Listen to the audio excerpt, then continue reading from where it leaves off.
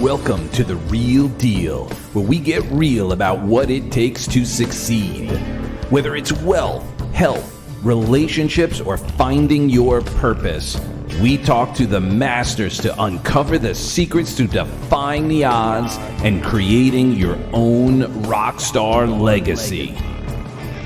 I'm Doug, and after working on multiple Grammy-winning records as an author, transformational speaker, and your personal translightenment coach, I'm committed to your growth and success. And now, here's the real deal. So are you ready? Yes, indeed. Oh, make it happen. Well, before we begin, I need to acknowledge our sponsor because, I sponsor myself. So, without further ado, are you feeling stressed out? Perhaps being plagued by day terrors, or even worse, night terrors? If anxiety, trepidation, stress, and fear are wearing you down, go ahead to guidedhypnotic.com. That's guidedhypnotic.com and download your free guided hypnotic meditation. That's guidedhypnotic.com. There you go. So I love it. You got the voice for it too, my friend. And I didn't have this set up right. Let me have fun here. We got this. I can change the sound. I didn't realize it was on radio distortion. Oh, that's not how it occurred to me, but I guess it was. That's what it is. The radio is meant to be. I love it. You got to show me how to do that, my friend. That's it was my voice. I did that all on my own. All right. Exactly. Here we go. Joseph Varghese, a.k.a. the Breakthrough Engineer, is a growth and profit strategist. He is also co-leader of the New York Power Team. He is passionate about empowering others to stay focused, driven, and living their highest potential. For 17 years, he's been immersed in the science of peak performance, productivity, and gamification. Joseph has become a thought leader in the area of peer accountability. Since 2005, Joseph has been facilitating Success Circles. So go ahead to successcircles.com, a peer momentum-based community for entrepreneurs and coaches. That is just the tip of the iceberg, my friend. True or true? True or true. Yes, true indeed, my friend. So, awesome. Thank you so much, for sharing your most valuable asset, your time and your wisdom and beyond, and also just to share some light on kind of what's possible, how we're navigating these interesting times. And a little preface: I believe we've probably known each other for a good 20 years. Close to it, I'd say, yeah. Through the New York Power Team, other communities, absolutely. Yeah, and we're still plugging away, living the dream. So, what's been going on? How are you? What are you passionate about these days? And we're going to talk about gamification and how that has been a passion of yours. So, where did it all begin? Yeah, brother. So where do I start? I mean, these days I'm passionate about my family. My kids are like running upstairs back and forth with our new nanny. So I can hear that at times as well also. So just being a great dad like you are as well also, committed to that. My why, I often share that's generational leadership, kind of like impacting my kids and their kids. So they're top of my focus these days. And everything I do relates to that as well also, with regard to the things we do with the huddles and peer groups, success circles, all of that. Just living in New York, making the most of this time with family and creating more impact, more value in the world. Well, and you've been doing the success circles. I recall, when I went on the road with Tony Robbins in late 06, 07. So you were already doing that back in the day of the Power Team, when I was deeply involved in the New York Power Team. So this has been going on for a long time. Years. Congratulations. Yeah. Thank you. I mean, what's interesting is that you talk about voice, and you've got this stellar way of communicating voice, like all of that. I can see you're very passionate about that, and I see the great equipment you have there too as well. I'm passionate about voice too, in a different sense, and in the same sense too as well. So when 9/11 hit, I stepped out of the corporate world. I was an engineer, and I went through this depression point, a period of time for many months. I had these CDs for Personal Power 2, Tony Robbins program, popped it in. I didn't even listen to the whole set, but there's one was one audio where he talks about where focus goes, energy flows. He talks about focusing on raising standards and wins, victories, things of that sort. I started journaling that. I still do. Part of Success Circles is about that. Now, I guess the commonality with you, where you're at, is that one day I went to see a pharmacist for my allergy medication. I had allergies at the time, I no longer do. And a woman next to me by the counter, she said something unique to me that stirred an idea. She basically said that you've got this unique voice, and it's you've got a gift, and it would be a shame to your creator if you left that on the table. You didn't use that to really make a difference in the world, something of that sort. And I was like in awe that someone would communicate to me that way, a complete stranger. And it initiated this idea. So I went to study voice for a number of years. A Linklater approach, Kristen Linklater. I worked with some of the top voice teachers in the world in New York. A voiceover coach in Merrick, Long Island. I used to go out there for a bit. Improv, 3 years of improv, completely changed my life from being a very left brain engineer. But I say that because fast forward 2005 at a Tony Robbins event, Day with Destiny. I declared a purpose, a mission statement that I still live these days. It meant something different to me back then. It was about inspiring others to find their own God-given voice. Very similar to the feedback she had given me, this woman. I didn't know what it meant fully, but I was inspired by it. And then one day, maybe 2 weeks after that event, I'm walking through 34th Street by Penn Station, and there's like this guy, and he's got a whole table full of incense and a few books here and there.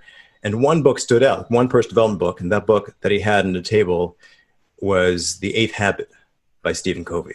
Right? I think I have it here on my desk over here somewhere this side.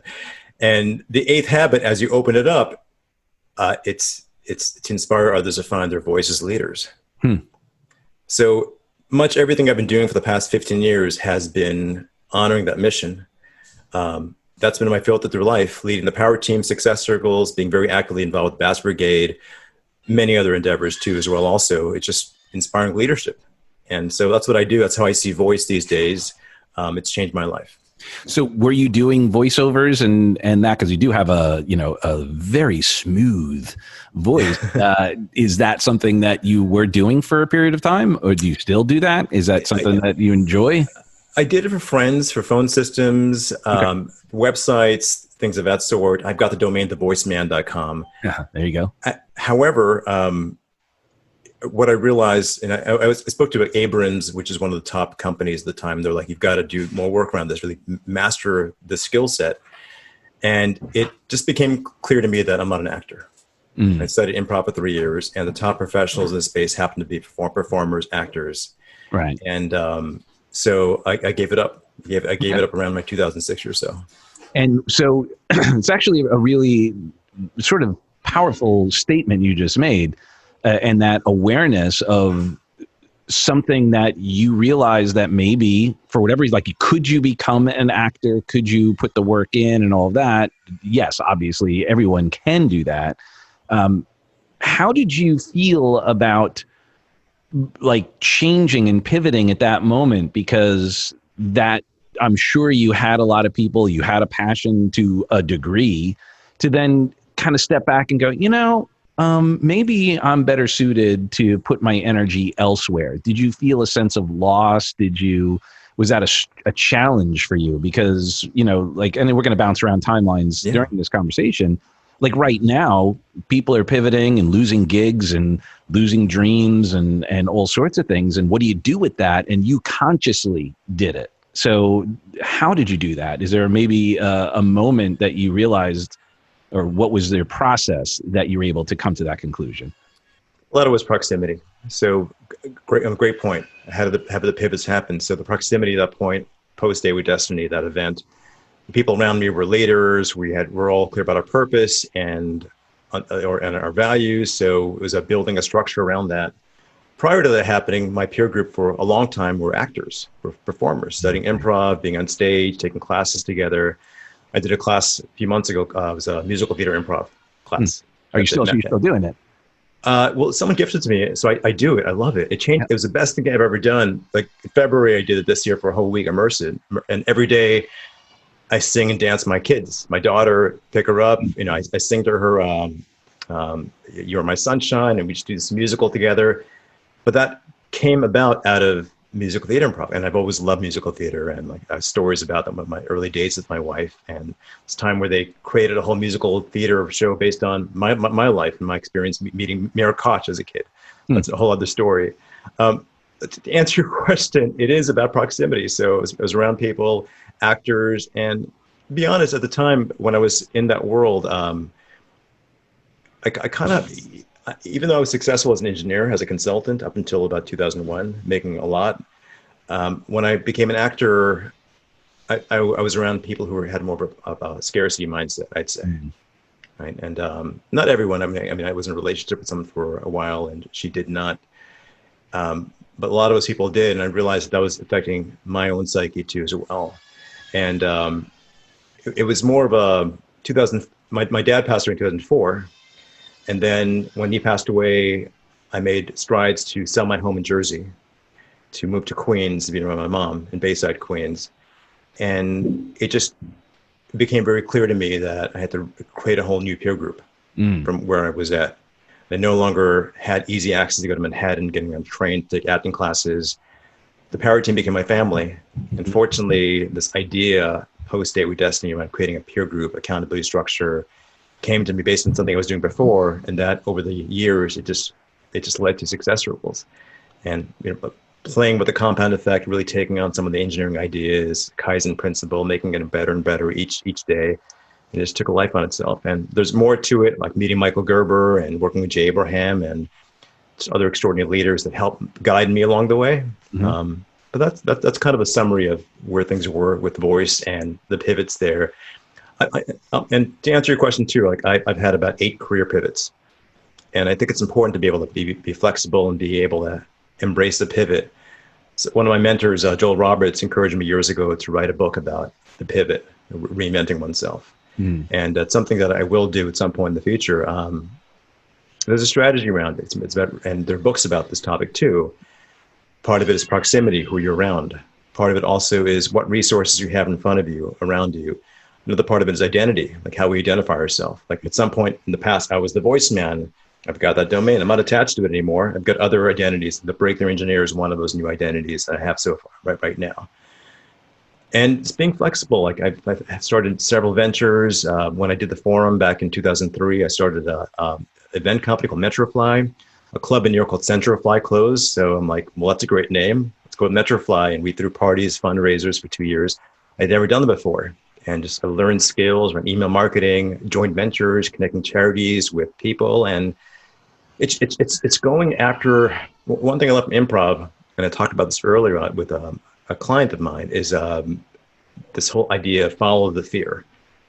And it's one of the top improv teachers in the whole world has that, like says that. That's one of his taglines, and it's plastered on the wall at the Pitt Theater in New York. And it's really being on your edge, like really being bold, and the willingness to surround oneself with people who are playing that level of extraordinary game, because we become who we're around, right? So that's been my journey so far. It's being one level of being uncomfortable to another level of being uncomfortable, and noticing what happens internally and making the shifts to kind of honor that expansion. Well, and that's so important, the proximity. I mean, my whole career pivot and change from music into personal development was a direct result of the Power Team. Because I joined, my first event ever was Unleash the Power Within in, I don't know, 03, 04, something like that. And I was blown away. It's like, I had no idea that there were events like this. It was like a rock concert, right? And then I was like, I got turned on. I was like, I started looking for more. Right. And then my next event that I went to was like an MMI. And I'm sitting in the MMI by myself. I went there on my own. And I think it was Carson Daly and Laura and a couple of the, old school, Power Teamers. I don't even Carson Tang, yeah. Carson Tang. Tang. Sorry. Carson's still good. He's a good friend of mine. We do hikes all good. Yeah. All good. I was going to say Carson Daly. I saw last night, I was flipping the channels and Josie and the Pussycats was on the movie and Carson Daly did of course. It's all focus. So a big theme of this, I'll invite people at some point, is the power of focus and like top of mind, path of least resistance. We'll go into that very soon. But back to you, the MMI, the experience. Carson was there. So I'm sitting down. I don't know if you were there or not. I don't know if you remember this. And they were all talking about the UPW, and I was like, oh wow, I was there. That was great. And they're like, oh yeah, come join the power team. I'm like, what's that? Like, well, we get together once a month and we just resource share and, it's like camaraderie and we just keep keep this energy moving forward. I'm like, there's people who get together on purpose. I'm there. So I went there and at that time, I think, it was a Ross Lagamina and then Carson. It was Ross. Sorry, I drew a blank. I just saw him a couple months ago. He was looking to become, he was doing a demo. The first night I went, he was recording a demo to become a facilitator for Tony for, I guess, the digital events. Yes. So after talking, we're doing that. And then Manny Goldman, he and I became friends. He moved to California, became friends with Jarek, and then reached out to us and we're like, hey, guys, Tony's looking for LSRs for that gig. And I was at the bottom of my stuff going on and music was dead for me at that moment and I had to just reinvent, and I without getting into the whole story and how I got the job, I ended up getting the gig and actually was my first digital event that I sold for Tony was Ross facilitating. Wow, got it.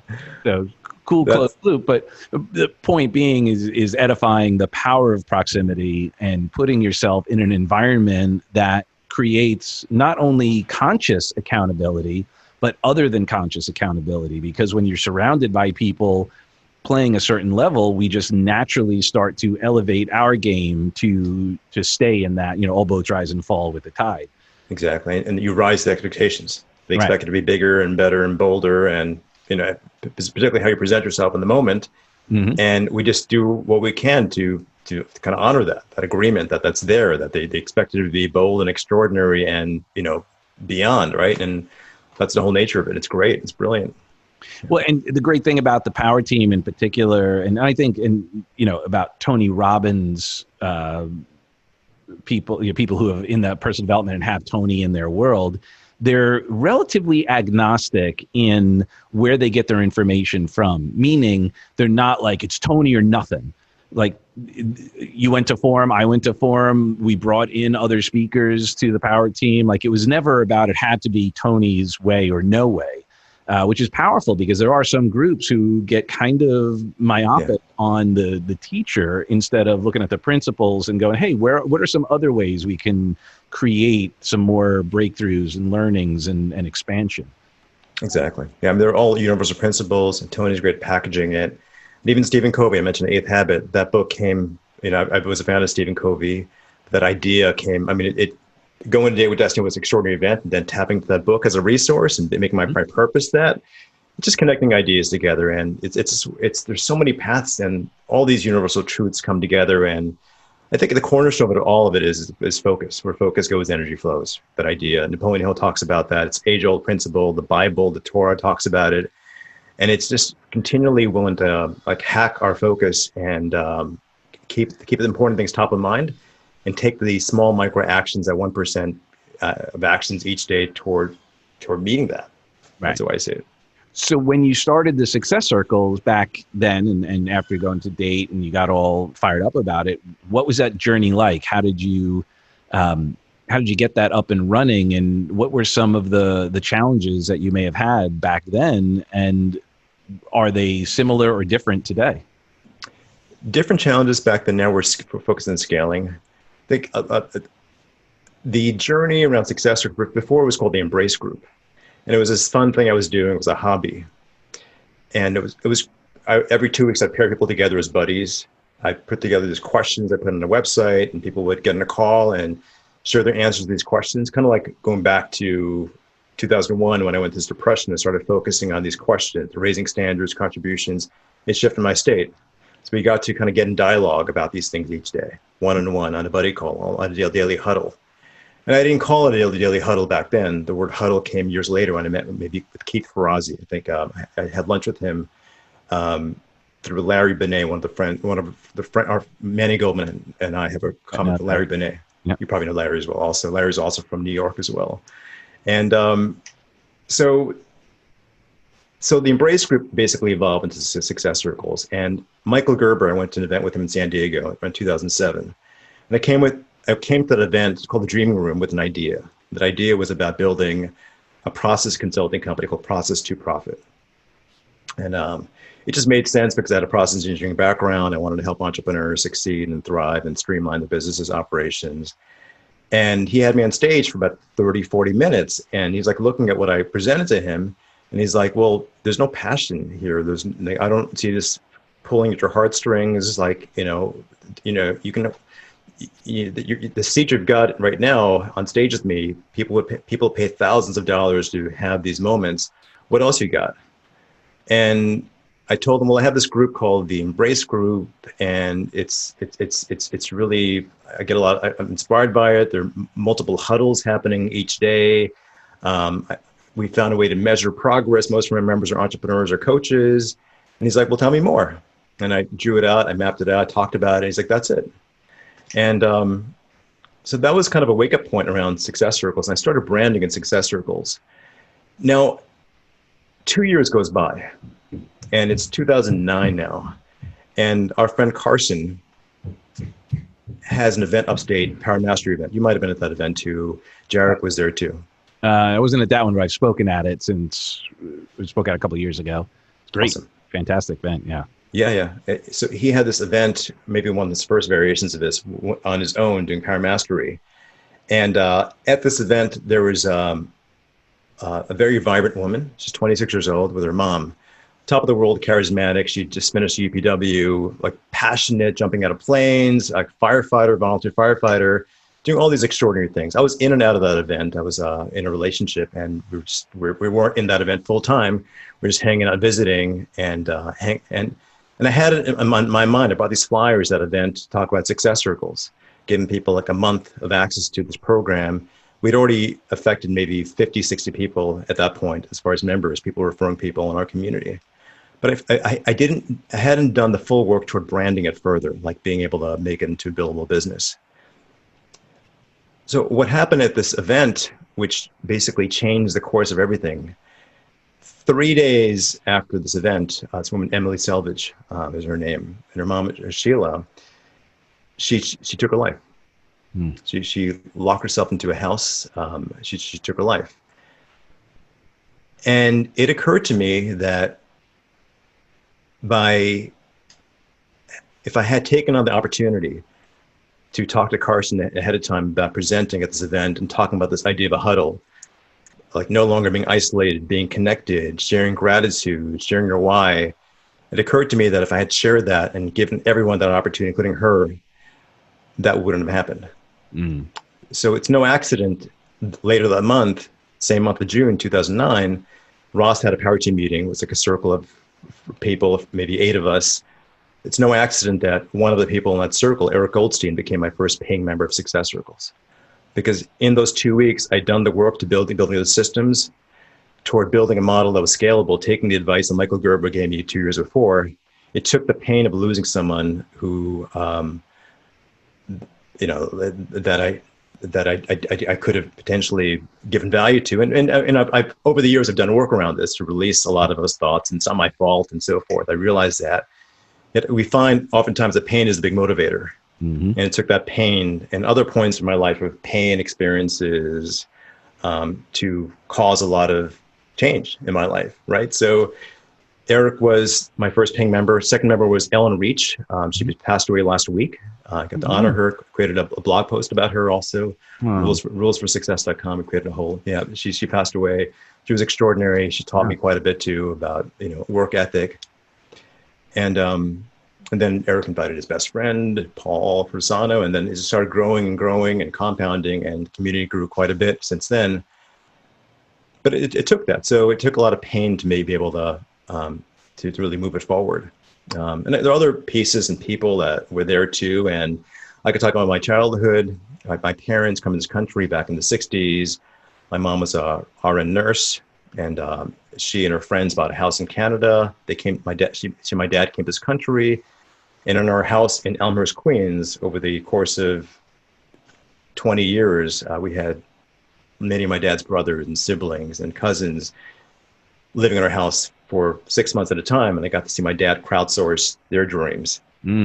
So it's a combination of all of these things coming together that I believe helped me build all of this. And we've launched masterminds since then, 5 years ago. I can go into that too as well. The whole idea with this, Doug, is that idea around gamification, like life is a game. Right. If you see life as being a game, today being a game, yesterday being a game, this quarter, these 90 days as being a game, there's less attachment. You just basically show up, you play hard, you start the day with a huddle, you review your day, and tomorrow, you know what? It's a new game. You're not attached to the breakdowns the day before. You have lessons that are there. We just built a whole framework to help people reflect on these lessons, get course correcting feedback by someone who's a step or two ahead of you. Someone in the same playing field as you, hence the whole game metaphor. We're all in the same playing field, throwing a ball or kicking a ball or, with one another. We evolved our community to embrace a lot of these ideas just around game theory, making life fun, making accountability fun. And, and I believe also at the heart of it, saving lives. I believe a lot of our people and members over the years, they've had that compelling feature, their why, alive for them every day. Going back to RPM, Tony's program, Rapid Planning Method, like having that why in front of you, where you pull into action each day, because it's there, it's in dialogue. You're not in monologue. You can monologue, you're in your head overthinking things over and over and over again. And people have a thought, and that thought can be a dangerous thought if they overthink that thought. Yep. Versus someone who is focused on possibility, growth, their why, being heard every day, being connected, like sharing their voice each day. There's a lot of opportunity there. That's what I live for. Love it. And so I'm sure the timing couldn't have been better for a lot of people in the last few months, because right now as we date this conversation, we're still in the middle of COVID and so forth. What impact did all of this wackiness have on you, on the growth of the business, on the way you were communicating with people, because I'm sure that you got a lot of opportunities to hear some other challenges as well. And I'm hallucinating, it probably inspired you to do even more to help others. But did this have any impact on how you were doing your business, how you were growing it, how you were impacting people? It did. I mean, we brought on board a number of big players, people who are making 6-7 figures, platinum partners in our community, and I had to face them. So I would buddy up with them at some points, like Ken Van Loo, a buddy of mine, built skyscrapers in New York.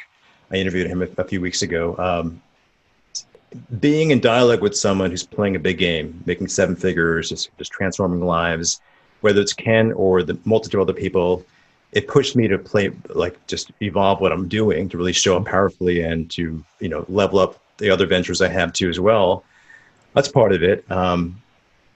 Knowing also as a community, we're contributing to others too. So there are points where a member was going through something, we help them with that challenge, what they're dealing with, maybe cancer or something different that often came up. You see, my best friend Darren in the community 14 years ago, beginning to reinvent himself and being paired up with another member, Callie, in Long Island, who's a teacher, and him finding his purpose. He became a teacher out of that. Before that, he was doing sales. He just, out of his buddy calls, he's like, you know what, I like that too as well.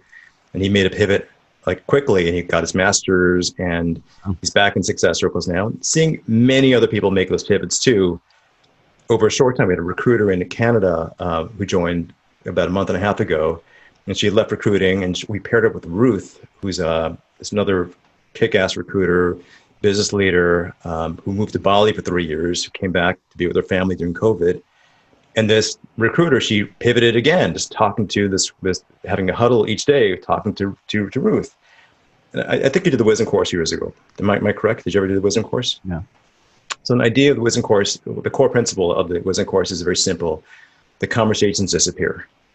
So we have dreams, we have aspirations, we have our why.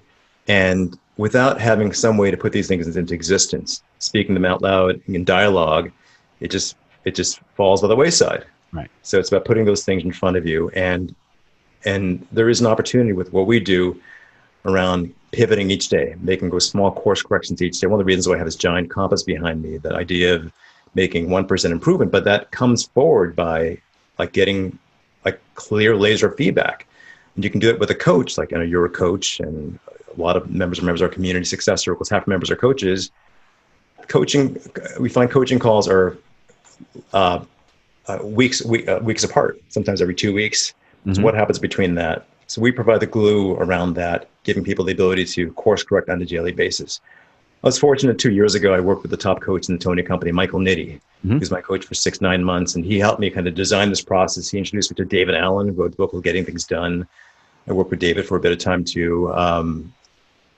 So we basically integrated a lot of these technologies into our process, and giving people a way to get congruent each day, to make pivots, develop greater confidence. As you can imagine, when you start winning and you share those wins on a daily basis, those wins start stacking, and how we see ourselves start shifting too. So a lot of things have come out of this process that have evolved quite a bit over the years, and it's allowing myself to evolve, because I'm the biggest guinea pig in this whole process. I personally had 120 different accounting partners, momentum buddies, over the course of 15 years. And it's being open and coachable. It's a big thing. So as I geek out a little bit with you on this, how do you pick the accountability partners? Is there a time frame at that? Are there KPIs within that? Like, it's just so interesting how you're doing this. I love it. I mean, it's brilliant. I have a similar,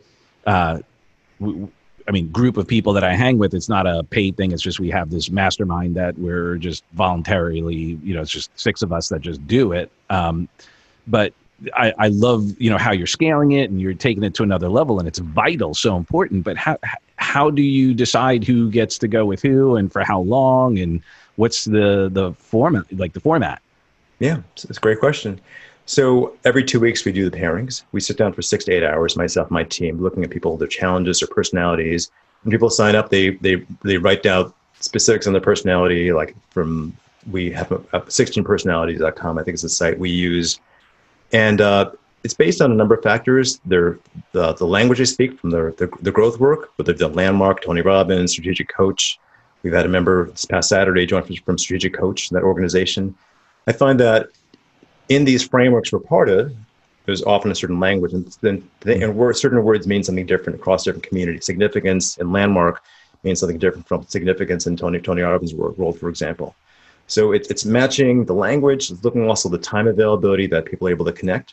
So for me, my calls have to be ideally before 8 in the morning. Previously to COVID, they had to be before 7, so between 5 and 7. A lot of our members prefer to have calls between 8 and 9. It's like 20 minutes, a half-hour huddle. We push out the questions each day. We use a certain app for that. We push out the questions. So you can choose from these questions, or they can expand on other optional questions too. The cornerstone question that's there that we embrace is basically the Kaizen principle, or the constant never-ending improvement. And that question is simply this: if you had to relive yesterday over again in an alternate reality or a parallel universe, what's one thing you would have done differently to have had a better day? That one question, we introduced that question maybe about 8-9 years ago. Prior to that, it was like, how'd you raise your standards? Which is a great question too. But that the Kaizen question, 1% improvement, reliving, it has you kind of rethink things, reevaluate your day. What's one choice I could have made yesterday with regard to sleep, or with regard to maybe family, with regard to a business opportunity? And eventually over time, you learn what those lessons stack up. You start learning, and we help you track it. So we have a survey that goes out on Fridays. So your buddy rates you in your passion, on how accountable you were, and really showing up on your word. You also rate your buddy too. It's kind of like a dating relationship of sorts, but of course, it's accountability. We call it momentum. We took out the word accountability some years back because we find momentum is more fun. Really focusing on the end result. Like I could be the accountability engineer, but I'm the breakthrough engineer. It's more empowering because it really speaks out the benefits. Well, and accountability sounds to some like negative. Exactly. Whereas, momentum, you're focusing on what you want. Accountability, it's like, oh, you're going to call me out on the things I didn't do? Come on. That doesn't sound fun.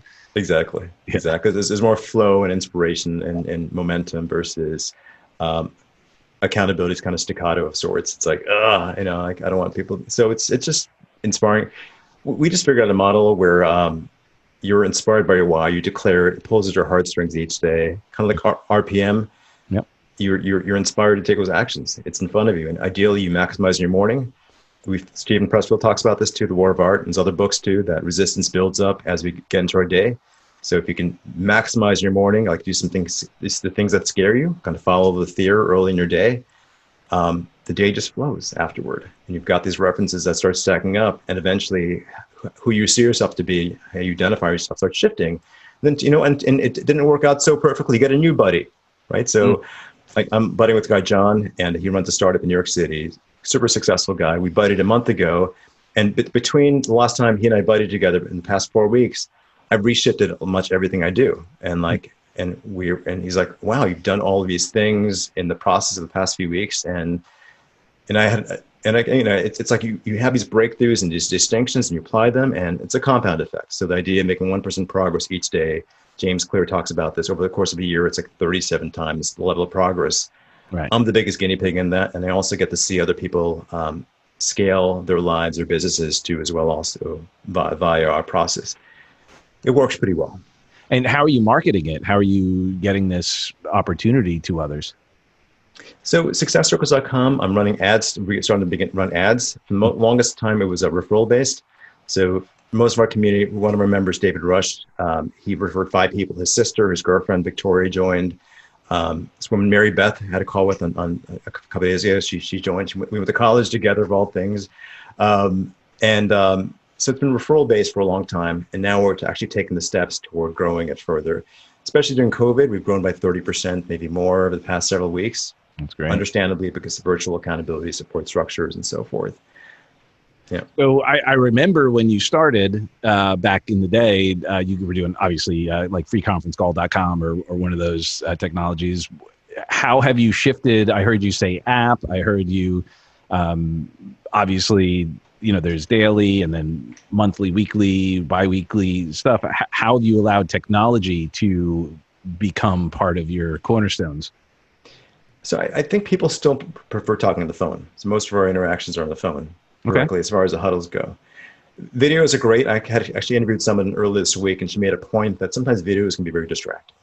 So you wake up in the morning and trying to look good and press and all of that. And I know it's probably not happening here at all. You and I have done the work around that. But sometimes it's like you overthink things, getting on video versus getting on a phone call. So the huddles happen on the phone. We have a group Zoom call, momentumhuddle.com. We started doing this 9 weeks ago. And it's a 20-minute event we do every day where everyone has the opportunity for 2 minutes sharing their wins, their accomplishments from Q1 of the morning, setting their intention for the day, and grounding in gratitude at the end of the call, and also like a zone action, something that scares them. Something by declaring it publicly in our small group. It's not recorded. We've been doing that 8 weeks ago. So that's something we added in the mix to this kind of group huddle. That's on Zoom. Mm-hmm. Then on Saturday, we use Uber Conference. It's a conference software. It's kind of like a free conference call. We just find it to be more impactful, useful. People have a choice of being on video on that call, or they can just simply be on phone. And it works really well. It's very simplistic. It's one number they dial, the 646 number to tap into. If anyone's interested, if you go to momentum.buzz, it'll forward you to a link to participate on the Saturday call. We've been doing that call for 15 years, every week, nonstop, 15 years, reflecting on our wins, sharing our theme for the next week. It's just one small thing we do. And some of the calls we do, people come and get a taste of how Success Circles works. They get to. So those are free resources for people. They're free resources, exactly, precisely. They're available, and they've helped a lot of people, and it's great. And it's just simply a matter of reconditioning how we think, really focusing on like our reticular system, focusing on wins, accomplishments. Most people are scattered. Most people are like, what do I do now? I'm stuck, and it's like you give them a taste of what's possible when you start focusing on building momentum, really sharing your wins. and you could make it a muscle each and every day. Muscles get stronger over time.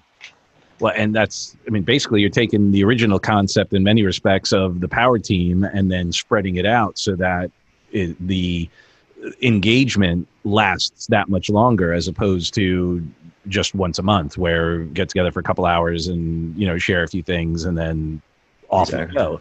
Exactly. And it's funny, the power team was born out of this answers basically the next need, because power team started because people would go to an event and be like on fire, and then a week or two later their momentum is gone because of just the environment that they're in. So they're like, let's get together a power team once a month, we'll keep that momentum. And then even that, people could find themselves feeling good for the night. A couple days later, then start backing off. And I love it. The daily huddles is just keeping it less effort to keep the plate spinning at high velocity, as opposed to once a month trying to get it going really fast. Exactly. And buddies, we often connect in the daytime. I might send my buddy a resource throughout the day, or mention some feedback. So we have an app for that too. We send like a little video thing, it takes a few seconds. Just to it's about keeping the conversation alive, keeping the things that matter alive each day. And I went to a nutrition school years ago, and this idea of could one conversation change your life, kind of have this pin next to me at times. And I apologize. I think the door upstairs to the basement got opened at some point, so you can hear my kids in the background. I might have to message my wife to close the door momentarily. my wife's a physician. She sees patients. She's an endocrinologist, and we just figured out a way for her to work at home. So she works behind me at times, so you might see her going back and forth. Yeah, no, we did. It's all good. So you shared Date with Destiny. Was that your first personal development event? Like, what was your intro into that world? Because it sounds like, from an engineer's perspective and so forth, that may not have been top of mind. So, great question. So I don't often share about the specifics around this, but I will, because this is real raw, right, with Doug. So I was stuck back in 2001, and I downloaded this audio off the internet called Irresistible Voice by Jonathan Altfeld.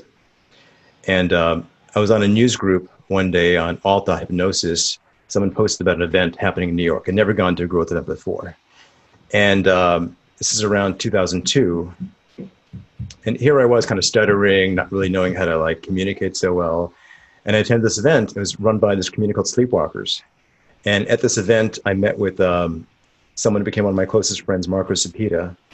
And it so happened that Marco also was involved with this dating community in New York. So I got very actively involved with this dating community, because I was also an area of my life that was missing at that point, that I didn't know. I really hadn't really experienced a lot, 27, 28 years old, not really knowing how to communicate with women. And in the process of all of that, studying improv and voice, being immersed in that world for 3 years, and having, fortunately, the resources for that, I actually refinanced my home to be able to do all of that. I just experienced monumental growth, like extraordinary growth. So Jonathan Altfeld, that event was my first event, meeting him, and that just led me down this pathway. Actually, I took a course with Doug O'Brien, 2002, Sleight of Mouth. He offered way back to that Sleepwalkers community. All these crazy things started happening. And it's just the more courageous I became along that journey, the more opportunities came my way. And even in 2002, I had an opportunity. I've never shared about this public before. While in this hypnosis community, Sleepwalker, someone posted about this opportunity of getting on the Ricky Lake show. And the topic was hypnosis for lovers. And Marshall, the guy's name was Silver, not Marshall Silver, but another Silver. Tom Silver was his name. And I can't believe I'm sharing this. But, it's real raw. It's a context of who you are, Doug, and you're kind of inviting that. I've never shared this public before. So in 2002 on the Ricky Lake show, I had the opportunity with a few other gentlemen to get on stage and do the full Monty on television, being hypnotized by Tom Silver, right? And I don't think I was fully hypnotized. In the moment, I just saw it as a bold opportunity to break through what I was dealing with in the past. Yeah. Having a lot of fear, being someone who stuttered, being very left brain. And it's that, and making taking, and that was national television. Family and friends were like, "Were you on TV? Was that you? Like getting naked on TV, getting out to your boxers?" I'm like, "No, it wasn't me at all. It didn't happen. You're someone that looks like me." You hypnotize them. Exactly, hypnotize them. Right. It's that, and stacking other experiences, bold choices over the years, like doing crazy things that really pushed me to like really grow beyond myself. Right. Like, and a lot of that is peer group. A lot of it is just building these references, these success points that I no longer identify myself as that scared engineer that I used to be. So I don't know if I answered your question. Like, I feel like I went on a little. Yeah, Jonathan Altfield doing some events. I was curious, like, what was your first entree into the personal development beyond just like some tapes or that kind of thing, like your event that really, because that's usually what kicks people off. They listen to some tapes, and I listened to tapes for years, and my success in the music industry was in large part due to just personal power, just listening to that 30-day program on cassette. I'll date myself.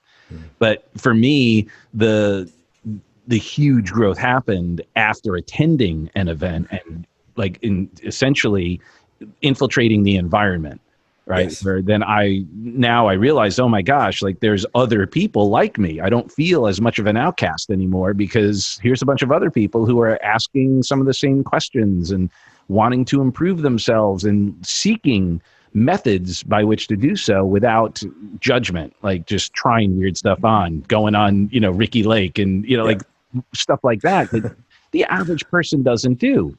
Right. I agree. And immersion provides that, right? Absolutely. Yeah. And I do want to acknowledge you because one of the things that we've seen in the personal development world as well is there's kind of two schools, we'll say, and it's been my experience, is you've got those who apply, they take that information and they continue to apply and then grow. And then there are some, like normal, like this isn't about anything other than just us being people, that seem to become like the personal development junkies who just they go and feel good, and then they go back and to their old world, and they go and feel good for a little bit. They get a little shot in the arm, and then they come back, and it's like a yo-yo diet. Yeah. What you're providing through success circles, I think, is extraordinarily powerful for those who might be on a yo-yo diet because it gives them the opportunity to stay focused. We see this in all walks of life, though, like networking. Do you do a lot of networking? Like not as much as I used to. I'm really focused these days on partnerships, joint ventures. Right. I was trained by Jay Abraham years ago, so I used to attend a lot of events. I no longer do, and fortunately, the place going the serial networkers, and then the people who would exactly. and then do the joint venture partnership. They would take the action, and they would use networking as a vehicle to meet partners, where others, sometimes you just see them at every networking event and you're like, hey, let's get together next week. And you're like, oh yeah. And then crickets. Yep. Exactly, my friend. Yeah. You see people like in this process where there's networking or going to growth events, 6 months goes by, and it's the same. Like nothing's shifted. Like nothing's been stirred. Nothing's progressed. And in some cases, 10 years goes by. Mm-hmm. And I've seen other people, to even family members too, as well. People like I grew up with. And it takes a good, healthy kick in the butt, like however form that is. Some people it might be 12-step. It might be some sort of other accountability meeting of sorts, a men's group, perhaps, to wake people up to what's possible. But I think it's about being real and raw, and like that idea of that, and like having a community of people where you can be authentic and really show up powerfully, where they expect to be better. Mm-hmm. And that's what we do with Success Circles. To answer your question, like what was my growth event? It was the forum. I did that. Mm-hmm. I took an improv class. A friend of mine in my improv class, very successful physician, Evan Berger is his name. We're still good friends. He was in that class. He really stood out in that class. And like in terms of like all these other people were actors in this community. This is in 2003. And we hung out, and he started this company called A-List Entertainment, like this party company, multiple businesses. And I asked, like, what brought you to success? Like, what have you done? He's like, the forum, right? Mm-hmm. Like, do the forum. And now, I don't think he knew about this, but I already been signed up for the forum for 5 months. Before that, I kept calling the company because I read some stuff online about all this stuff about their history, and I kept canceling. I'm like, I can't do it. I'm sick this month. I can't do it. Like something else came up. Can I get a refund? They're like, no, we can forward you. So instead of canceling it, I did it. This is like October 2003. Sophie. Sophie, it's Sophie. And I interviewed her on my I still have her voice in my head, her French accent. Stingy. Exactly. She's a trooper. She's amazing. She has she's a book now on Audible. You can hear her voice too. She was my form instructor, and I interviewed her at the start of COVID a couple months ago. RulesForSuccess.com. It's an awesome interview. She's fantastic. Oh yeah, connect me. I'd love to interview her as well. So, yeah. I will. Yeah, she's fantastic. So I had her, and after the forum, I started. My buddy Marco, I mentioned before, he enrolled me in an idea of, well, your friend Evan's doing these events. Could we do something similar? So we started Metrofly afterwards the next month. So it happened that I did my first Tony Robbins event too the next month. So not only did I complete the forum where I got the experience of nothing, right? Like the idea of like life is empty, meaningless, the past doesn't matter. I had this like free slate to kind of reinvent myself. But then I had this fire from doing Tony Robbins event. So I went full... Right after that? UPW, right next month, yeah. So I went like balls to the wall, like unstoppable. Like I was in the bottom of Penn Station, like the staircase, just giving out flyers for our first event, for our first Metrofly event. I just had a lot of fuel in me. It's like a lot of excitement, wanting to break out. And I also figured out I was an extrovert. I didn't know that before when I ran the marathon. So I won the lottery for the marathon the previous year. That's what got me out of this slump. Before I met Jonathan, that attended that first event, I was training for the marathon because I won the lottery for it in 2002. So the idea of physiology. Were you a runner or? It wasn't much. I ran track in high school. I was cross country, and I had a heart condition, which I no longer have. So I had to like eliminate that when I was in high school. I couldn't do that as much. Right. And at this stage, 2002, my heart was healing. My mom had a heart transplant too before. I'm sharing a lot of backstory and things of that sort. I don't want to. Our listeners who are watching, I don't want to confuse you and all of that. There's a lot of things have gone, all of us on this journey, there are these moments of pain and challenges and experiences and breakdowns and relationships going kaput and all of that. And they all add up. They all come together. Like Steve Jobs talks about, like all those dots connect. Yep. So I just had a lot of fire in me from realizing that I just had this potential. And people around me, the power team community, playing a big game I was connected with ongoingly, going to Manhattan. Around that same time, I found the power team too as well. And it's been extraordinary. I mean, I'm grateful for this whole journey. It's been really, really extraordinary. Amen. And I would say one of the instructive lessons here that you have been able to do, and you've brought it up a number of times, is taking that pain and transmuting that into purpose. As opposed to, looking at it as the pain and the woe is me. And it's the rise from the ashes of victim to victor, where a thing happens, right? And to quote, the forum, everything is empty and meaningless, and it's empty and meaningless, and it's empty and meaningless. So now what? So COVID comes, we have a choice. We could make it the worst thing ever and go, woe is me, and, arg, arg, arg, and F everybody. Or we could look at it as an opportunity to go, well, what can we do with this opportunity? What meaning could we give this? And what could be something of even more value? And full disclosure, the reason why I restarted this production, the Real Deal On, was because of witnessing all the pain that people are experiencing right now, and the confusion. And my successes in my life has been from modeling. So I just thought, well, these are the conversations. Like if you and I were just hanging out, we'd have this conversation anyway. Like this is like just kind of the stuff I ask. Right. And the cool thing is now you can be an exemplar, a model for someone who can appreciate, oh, okay, like, I can take this opportunity, this pain that I've got, and choose to use it as fuel to destruct my life or to construct something new, to design a new life with energy. And that's the power of it. So now moving forward, like what's next for you? You talked about your new challenges regarding when you started Success Circles, and now you're having a scaling conversation. where are you at now, and what is next? Yeah, great question. So we have an ideal customer. Our ideal customer is someone who's done a lot of growth work, someone who's done Day with Destiny, Business Mastery. They come on board, they get what we're doing. You're in conversation every day, you're making progress, the Kaizen principle, all of that. And so I've been working with these ideal customers and finding communities. We're actually bringing success circles into a couple of these communities out there, a couple of other communities that deal with the same customers. And a friend of mine has been challenging me about taking this and building some sort of curriculum and bringing this into the corporate arena, realizing that in companies, given COVID currently, people need more connection. They need an outlet to be authentic and real and not have things bottled up. And not that we're not therapy. What we do is not therapy at all. Yet there is that opportunity to be heard, be connected, and have a framework that really keeps you lifting, elevating each and every day.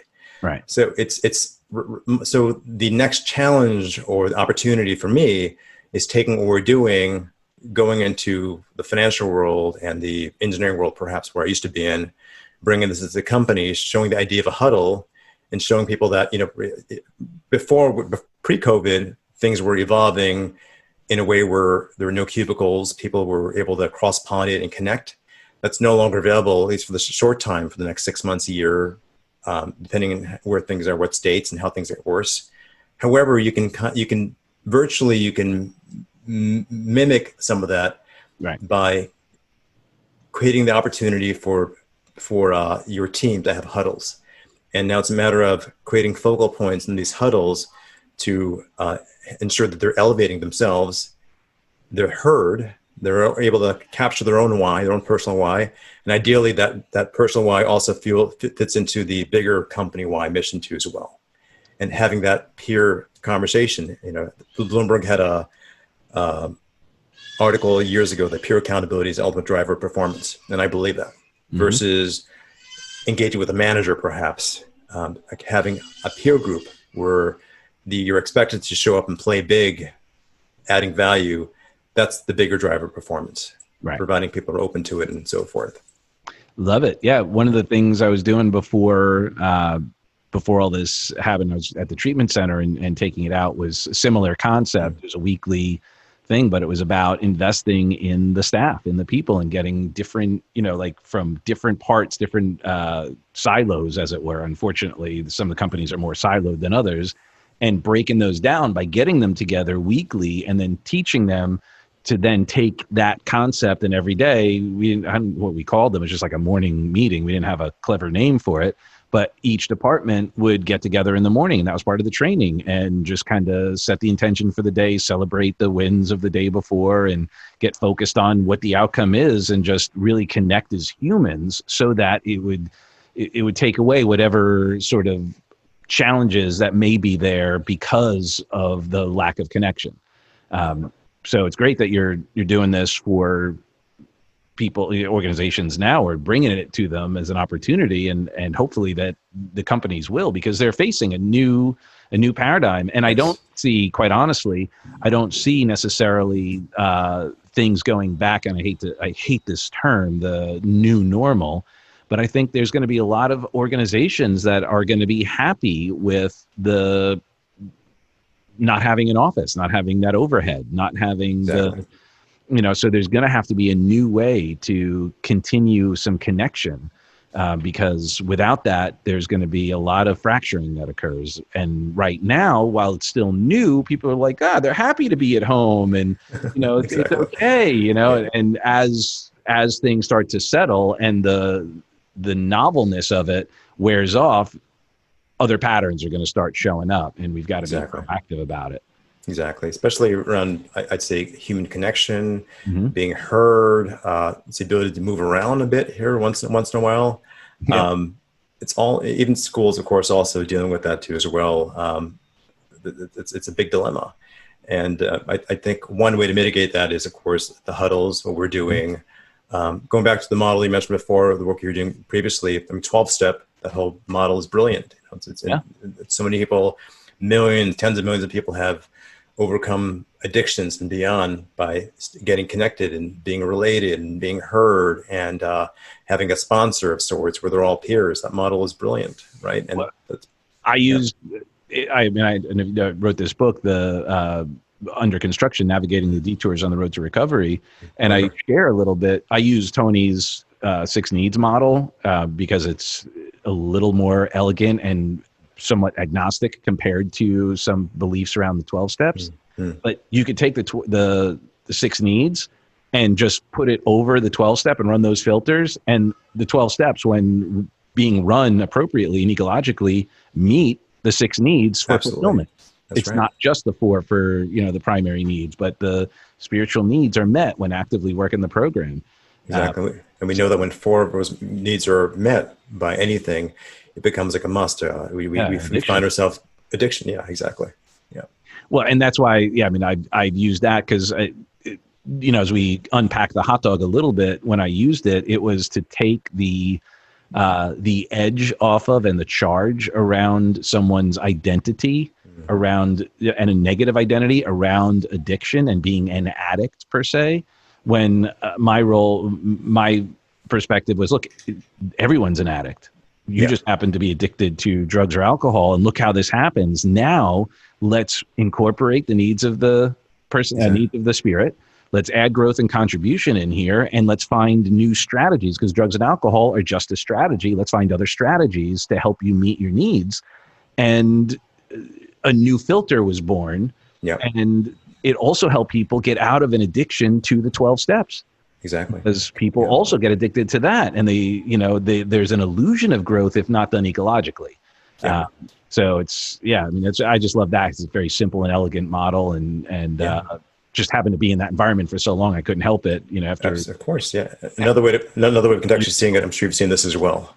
And I don't mean to interrupt you, but hypnosis. We're all being hypnotized, right? Being hypnotized by the media, being hypnotized by politics. And you can either go down the path of least resistance and watch the television, be hypnotized by media, commercials, and so forth. You see something 7 to 14 times, you're more inclined to buy it or be involved because you see it so often. It's in your vision, peripheral vision, or you hear it or see it, or other senses.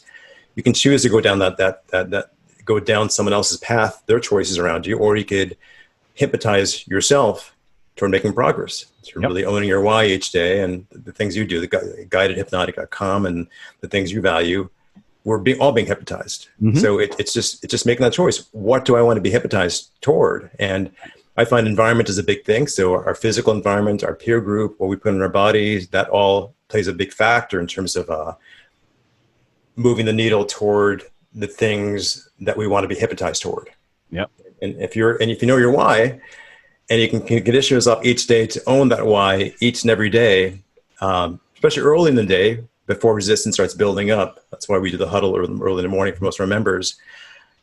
There's an opportunity in there to have a scotoma and break that hypnotic thing, and really choose your own path in your day, kind of creating your day, owning your day, being an owner, and more. Somewhat of a tangent, but have you read the book, The Hacking of the American Mind? I haven't, and I will, based on you mentioning it. Check it out. The Hacking of the American Mind. It talks about essentially how media and our environment has hypnotized us, and how we've been hacked because of the motivations of, and not to go too nefarious and all that. You could even go into the idea the road to hell is paved with good intentions. Even there, take out intent in some sense. Just notice the patterns and how we fall susceptible, like you just shared. It's just incredible. Like we don't even realize, and I was going to post today, I had a thought, and I'm trying to remember how I languaged it. Something like, do you believe that confirmation bias exists, and does it support or your acceptance or denial of the very bias in which you are confirming? Got it. Yeah. Right. Because so interesting, because all these conversations that we have, and when it gets into the hypnotism and where we put our focus and all of that, and the scotomas or the RAS that are happening are all part of the confirmation bias. Seeking, you shall find. Asking, you shall receive. So if I'm going to find out, if I'm going to start my day and go, what's going to be the worst thing that happens today? we're going to find it. But if I have a huddle in the morning and I'm represented to, hey, what's my purpose? What's my why? What are some successes that I could build on yesterday? If I were to do anything different, what new decision could I make? All of a sudden, new hypnosis occurs and new confirmation bias occurs. Exactly. I agree. Yeah. Early in the day, the better, ideally. And we have a choice how we wire ourselves. I've got a podcast here called Hack Your Focus. So I used to interview these the people who are experts in that area, that arena. And I've always been very passionate about how I could create more time in my day, bend time, for example. Mm-hmm. And a lot of that is just simply focus, right? Getting people overthink things too much. And it's like breaking that pattern of overthinking things and keeping things very simplistic, So learned a lot. Exactly. Yeah. I've got a kettlebell next to me, and it's there. And sometimes I move it around just to inspire me to to work out. I've got to move it because we go unconscious that it's there. Actual cannonball, or is it one of those? A kettleball. Kettleball. I think you said a cannonball. A kettleball. Got one of these. Like I got this from Chris Brogan. Like I think one of the ideas for this is having the things that are important to you near you, right, and effectively moving them around so we don't go numb to them. So they're sparking joy continuously. And once again, it's about really your peripheral vision and having things in your focus, your reticular field of seeing things, making it simple too. I mean, we're talking about we're presenting all this unique language around conscious and unconscious, and it's just keeping things very simple. Like, if you want anything in life, keep it in front of you. Right. If you want to move there faster, start hanging out with people who will remind you how awesome and great you are. Yep. And be willing each day to be coachable and open, and that you're willing to take small actions toward moving the needle forward. And if you're willing to do that each and every day with some sort of a consistent rhythm, eventually you'll get there. So for some people it's fast, and it might be a few months, it might be a few weeks. For some people, it might take years, but as long as you're making progress each day, that's what counts. And progress equals happiness, equals fulfillment, and all of that. 100%. And I believe our philosophy is very similar when it talks about proximity of, surround yourself with people whose normal is what you aspire to. Mm. That's what I do. And it has taken my life to incredible places. And one of the challenges with that, and I wonder if you've experienced this, and it's that delicate balance of when I can speak for myself, when I put myself in an environment where I'm not the most successful, which is, I do it all the time. I make sure that, and the people I hang with are like super successful. Started out with music, right? So I was hanging around all these A-list musicians, and I am not an A-list musician. I do not have the skills. I do not have I didn't put the work in, and I acknowledge that. But some of these guys just seem to have natural talent far above my abilities.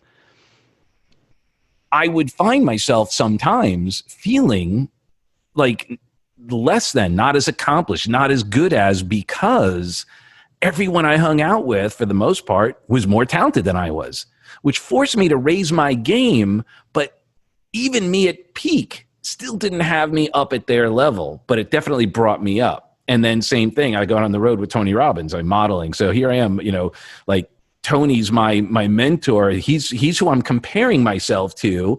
And it's like, for multiple reasons, it's never going to be, it's not even a fair comparison. And yet it is on some levels. So what are some of the strategies, the tools, the mindsets that you've used to allow yourself to keep confidence and build confidence without getting into a comparison? Because the only way you could put yourself in an environment with people who are more talented, more successful, more anything to model, you have to compare them enough to be able to say, hey, they have something I want, which means I have to acknowledge I don't have it, which then puts us in this weird thing. I mean, obviously I have my ways that I do it, but I'm just curious, do you experience that? Have you experienced it? And how have you navigated it? I do, yeah, all the time. And I think from a lot of people experience that regularly because of social media. They're always comparing themselves to others, Instagram, yep, Facebook. First of all, like I tend to avoid all those places where comparison may show up. So I've got a feed eradicator on Facebook, so I'm rarely on Facebook or Instagram. I'll have my team kind of work through that too, and I'll get on it at some points. Realizing that everything's made up. Everything in the world we have around us, everything as a construct, it's all completely made up of someone's idea. Even success circles is made up. Everything. Tony even talks about too. He invented himself, who he is as a person, as a leader. He created that, and he's like the tone, and the tone means something to him in terms of his ability to articulate certain things. Kind of owning that, realizing that as we connect with people who are like playing a big game, let's say, or A-listers, as you mentioned them. They may not necessarily have the perfect life. You see what you see on media and it may occur a certain way, but behind the doors, the relationship might be collapsing or something. So realizing that no one's perfect, recognizing too, we're all human. We've got the same blood, like in terms of we're human, we're people. We have, we have the same pain points physically and so forth. And I think those are all things that for me, like really have me break out of comparison. And I used to be, right? I used to compare myself all the time to people quite often. And, it's easy to play small and it can be an excuse to play small in life. Right. And I believe the bolder we can be, especially as we can stack boldness each day, eventually who you see yourself to be will start shifting to as well. Your identity starts shifting to as well. And we've got to do our own work too sometimes. And I used to go back in days, talk to myself in the mirror, for example, do, I love you, like eye contact with myself. I did that work for some time. Eventually you do it enough times where you don't need that anymore. Meditation may not be as critical. It's still useful. It's effective to kind of minimize the 60,000 thoughts we have in our head ongoingly throughout the day, but it may not be as essential as it used to be. So it's just applying those strategies, priming our minds, recognizing it's all made up, minimizing the distractions like social media. I haven't watched TV in years. Post 9/11, what got me on the brink of depression, where I was prescribed prescriptions around mental health, like antidepressants, and I've never taken any, but I was, because my focus was just that. 9/11, all the challenges happening on the world. I also lived by the towers as well. You lived just about half a mile away in Jersey City by Exchange Place. And it's just protecting your focus, all of us protecting our field of focus and ensuring that we're not allowing ourselves to be distracted by the media and how the world looks. Recognizing it's all made up. Everything's made up completely. And it's up to you to kind of create your own game, your own world, and the choices you want to make. And go ahead and build something, right? Try something out, see if it sticks, get feedback ongoingly from people who are like a step or two ahead of you, and you'll get there. Yep. Yeah, amen. I mean, for me, very similar. And the other thing I've consciously done is be sure that the people I'm surrounding myself with are also grounded, ecological, that it's more than just a certain thing that I'm looking at modeling. It's a much bigger picture, and that they're not sitting there judging either. Like there's no, their mindset is support. Oh, how can I help you? Oh, this is great. And I can ask questions, and, that's why I can have conversations like this, because then I go, oh, okay, cool. And we come from the human and spiritual aspect instead of just the material aspect, just the accomplishments, but more of meaning the material accomplishments as opposed to the spiritual accomplishments and what's so much bigger. Yeah. Which is also what I love about you, and I appreciate what you're doing is creating a space for people to have that experience, that holistic experience, to have access to multiple models and have that momentum built into the process, as opposed to them having to go out and generate it, which they will as they continue to grow, but also have like a fuel tank basically every day to kind of go and get some extra energy from. Thank you, Doug. Yeah, you've got the ability to bring the best out in people. That's part of one of your gifts that you have. It's very clear. And I think for some people out there, the A-listers, for example, part of their survival mechanism may be just winning. Right? That whole mechanism, and whether generating revenue or all the things. And to break that pattern, whether their game is always winning, they're going unconscious to other areas of their life. It takes something, and it takes, I think, the ability to listen to people. One of the things we don't talk about with success circles is on these huddles, you get very masterful listening, active listening, empathic listening, being able to hear the unheard, hear the intentions behind what people are saying, all the things you're masterful at. And I think as we get better at listening to others, we get better at listening to ourselves too, realizing that we're all the same. We're all connected. We're all mirrors of each other. My wife and I are the same. And the more in partnership we are, the more we realize that we're mirrors of each other in every way. And when you're able to recognize that, the walls drop and you realize that anything's possible because it's all made up. And so, like, let's take that to another level. How are you noticing that with your children? Are you noticing the patterns that they're picking up? It's amazing with the kids, and I see their patterns. I see that, and it's also healing too. Yep. I see them making choices, and my daughter and my son. I see them noticing things. I'm like, oh, as a kid, that happened to me too, right? And I could see how kids make up stories all the time and what this means. And of course, we do our best to mitigate those things and to really show them how loved they are. Yep. I think having age is ours, right? She's what, 5 or 6 now? She'll be 5 this month. Yeah. So it's just being in her eyes, like seeing her make up these things, and it's very healing for us. It's also healing if we catch these things for her as well. Also, just a reminder that it's like all these lessons we learn in growth work, and not to make up stories and all of that. But having a child's amazingly healing. Even my niece, when she was born, like I took care of her a lot. My sister's a single mom, and it's no accident I started Success Circles 2 months after my niece was born. I just saw the opportunity of one day being a dad myself. Yeah, I had a compelling future for myself, and just seeing her journey over the years. It just provided a lot of healing, because you see, our parents never had. There was no book on how to raise their kids, right? There's none of that. I watched.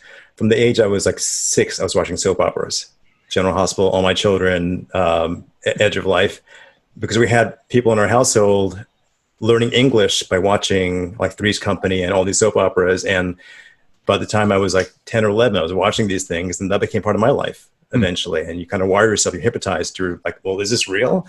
And, it takes something to break out of that,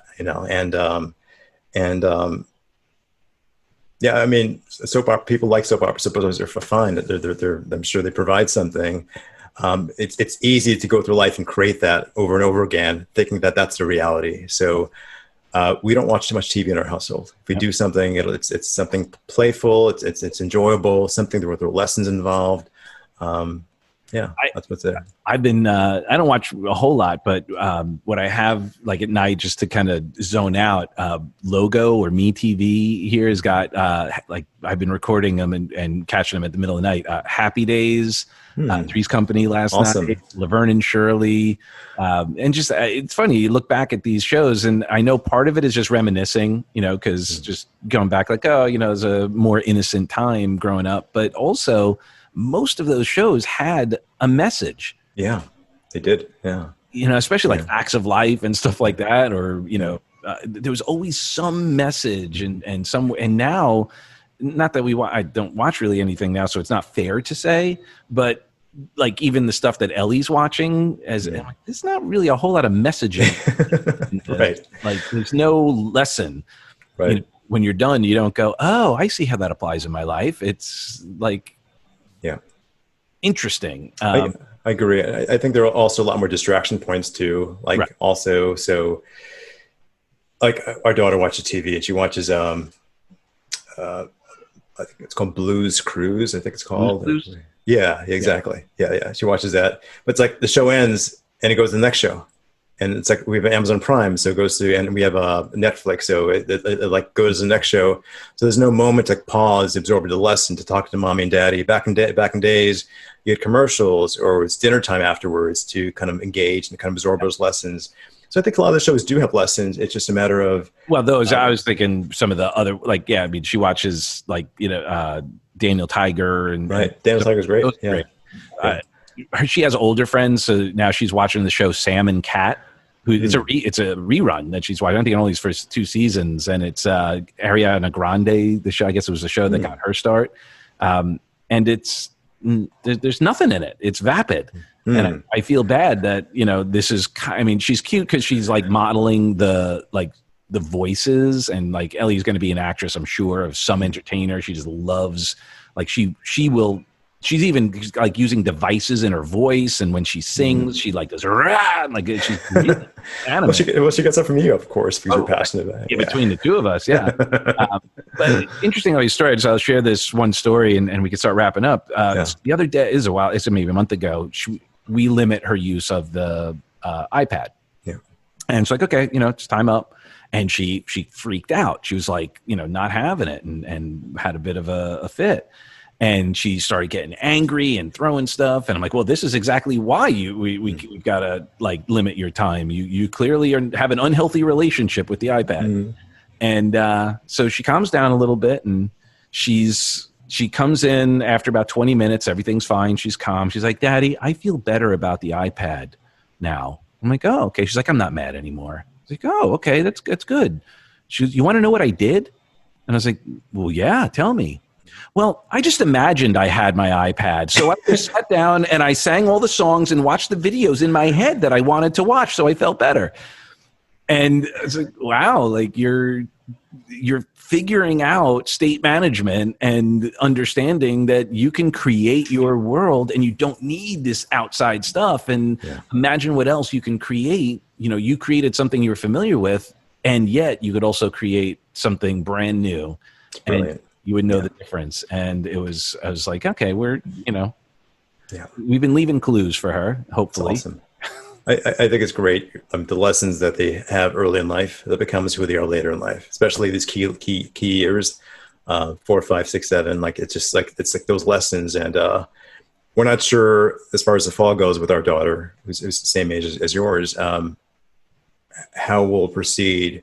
She was in a Montessori program, which encourages focus and concentration. We're not sure how that'll proceed going forward with everything going on, but I'm committed to focus. I'm committed that we're all like having these awesome lives, and that these key cornerstone years, are productive and awesome for her, right? She's able to. Yeah. So I know that obviously Trump had said we want schools open, and we have the same thing. Our daughter goes to Montessori, and same thing. What is your plan B? Plan B. So we have got some great babysitters on care who happen to be teachers. Oh. So we had one who was a 6th grade teacher for 3 months. It was amazing. So she had some connection with that. We had a play date with one of her friends from Montessori school. That's kind of plan B, and maybe have some connections where they're able to meet in person. We're not sure about school. I mean, one of the issues with schools is that when our daughter would go, like she'd come home and we'd get sick. Or my son would get sick too as well. It's like kids carry they're not intentional about coughing, but just so happens that they got a little bit of a germ here, a germ there, and it's like the whole family's sick now. And it's like, and you and I are very health conscious, right? Got my green drink here, and so we're just being present to that and planning accordingly, and maybe making choices where she's able to connect, which connections are really important. I'm curious what the schools are going to present. I really am. And then also there's this thing too, like we're now like with the school system, maybe having technology could be a good thing, given that like, because the school she was part of it was anti-tech. Mm-hmm. And now given that new state of things, she has to keep learning. She has to keep evolving. Right. Yep. And so it's I think it's having those conversations, like maybe you and I having a conversation like right now in this moment, or talking to other parents too, and coming to greater awareness in talking to people and figuring out a solution given all these variables. I think that's probably something will come forth. That's a mixture of all worlds. Yeah. I think the hybrid is going to be the way it goes. I think that the challenge with that is measuring where someone is at. It's easier when they're right there. The teacher can kind of be there and say, oh, okay, I see where you're progressing. Here's where some challenges. They have some more professional kind of mindset around it and experience. Whereas parents, especially, I mean, we're in a little different position where we work from home, but I can imagine people who, have to go to work, or, they are working from home and they're unable to kind of allocate time. Like, how do we create a system that the children are getting? I mean, these are formative years, are getting the attention and the modification. Again, we look at school and the good and the bad out of this, I guess, opportunity is, to look at it, because the old way of school was designed for the industrial age, and we all know that, but they haven't changed it a whole lot. Now that we're even progressing past the information age, like, how do we best prepare our children for the new world in the way things are done, the way things communicate, the way business is done, the way we contribute, the way, so we certainly need to incorporate technology, but it's quite a fascinating conversation about like what's next, because, politics aside, I think one could pretty much say without any sort of partisanship that maybe this could have been handled a little bit differently. Yes. And like, so are we reacting again now that the school, because there was no plan in the first place, and now we're scrambling for a reactive plan because school is coming up and no one's making a decision anyway. So it's really, we need a next level bit of leadership coming up here. Agreed. Yeah. And when I say that, I mean our own leadership, not about who's leading. Just humans in general need to step up as leaders for their families more now than ever before. Exactly. Yeah. We got to be resourceful, and not everyone out there is as resourceful as you are, as I am. And it can be a hybrid solution of sorts, but it's not just, our kids, it's also like hundreds of millions of children out there dealing with this, in the system. And you want to protect their focus. You want to ensure they're making good decisions, that they're being empowered to. You've got, the whole nature of, and I hate to go down this path, like later on in this conversation, but like one ill thought can lead into like a child or an adult making a mistake, going to a school and doing stupid things, hurting people. And once again, it's about focusing, really focusing on evolving, being better as people, being more conscious, being more present as leaders of tomorrow. This is going to have a toll. And even if you go back to school and things open up and then people get sick again, it's the fall season and flu season evolves. And does this person have the actual flu, or does this person have COVID? Like all those conversations that'll come out of that. We just have to be willing to be, all of us as parents, be extraordinary leaders to step up. And it does take having good role models. So if you have a solution around that in the future, if you find a great site or something about sort, please tell me, because I want to learn. I really do. We're always looking, and we're considering all sorts of options. We were underwhelmed with the process that her last few months of school were. Yeah, likewise. Yeah. So we're like, oh, this is what it's going to be. We're going to have to figure something else out, because this ain't going to work. Like, this is, and hearing from it's not unique. I think no one was prepared for it unless you were already homeschooling and already had a system. There people are like, I don't know what to do. Like, I think our school actually did Google Montessori lessons and say, here, watch this video. Like, yep. Exactly. Well, we could do that like that. Exactly. So yeah, I think it'll be a hybrid. I might ask my sister. My sister homeschooled her son for a bit of time, so I might ask her what she's done. And it's like a hybrid solution. It'll be, and I trust that we will get through this. I know we talked about some crazy things recently. I trust that we live in the greatest country in the whole world, I believe, in terms of resourceful and freedom and so forth. We just celebrated the 4th of July recently. I trust that as a nation we'll come and make better decisions going forward, and we'll create some sort of standard, and we'll learn from it, especially given the whole world is flat and we're able to learn so effectively with technology and blogs and things of that sort. It's just being open to it and not letting our egos get in the way. I think that's a big part of it. And I'll leave with this thought. My experience from all this, I've watched people double down on whatever provides them with certainty, because we have so much. And just because they're certain about it doesn't mean it's supporting them. And there's a lot of that going on both sides. I think it's where we're seeing the divide.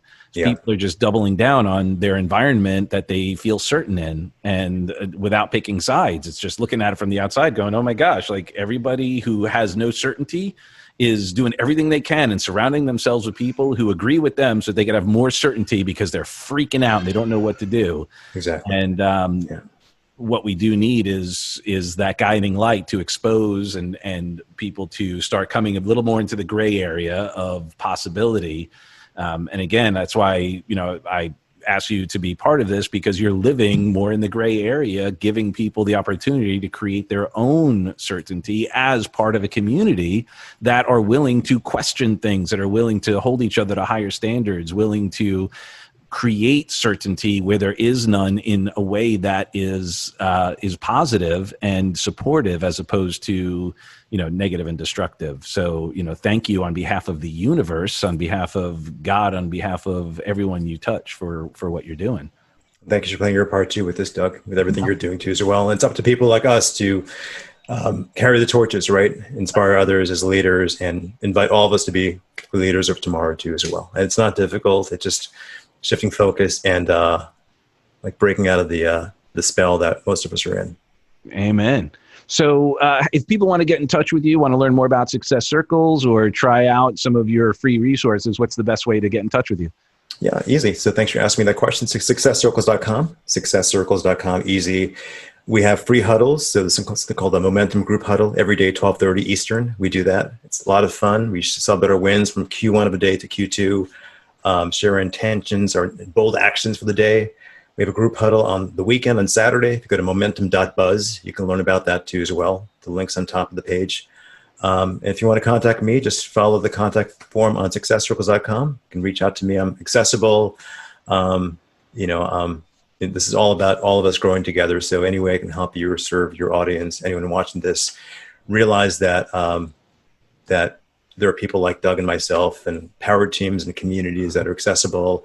We just have this unique process with our huddles. I think the huddle is a great way organizations to begin thriving at a whole new level, building connection, our ability to listen. I think the biggest thing I've learned in life throughout all of this with what we're dealing with is our ability to listen. So I'll leave it at that, just successcircles.com. And I invite all of us to be able to listen more intently to each other. Amen, brother. Awesome. Well, thank you so much. Love you for who you are and who you aren't. Love to your family. And we look forward to connecting even more and supporting the growth here for people in general. Awesome, my brother. Thank you so much. Awesome time. Enjoy the rest of your day. Peace, man. We'll talk soon. Right. Thanks, brother. Thank you so much for stopping by and hanging with us. And remember to subscribe wherever you listen to your podcasts right here. And we look forward to serving you even more. Remember, download your free guided hypnotic meditation at guidedhypnotic.com. That's guidedhypnotic.com, where you'll get your free anxiety-busting meditation. We look forward to serving you, and if you have any questions, comments, please feel free to reach out. All right, we love you for who you are and who you aren't. God bless.